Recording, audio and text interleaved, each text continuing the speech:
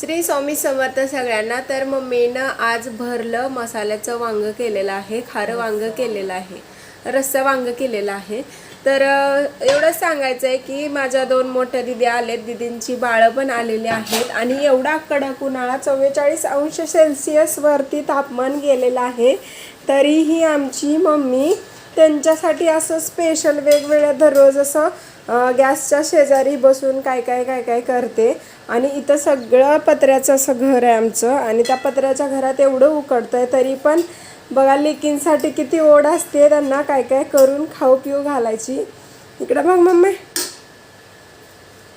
काय काय केलं, उकडत नाही तुला इथं बसून? सगळे कूलर पाशी बसले तर तू गॅस पाशी बसले, उकडत नाही? त्रास होत नाही? दीदीला ती सगळं काय काय आवडतंय म्हणून करते ना। भरलं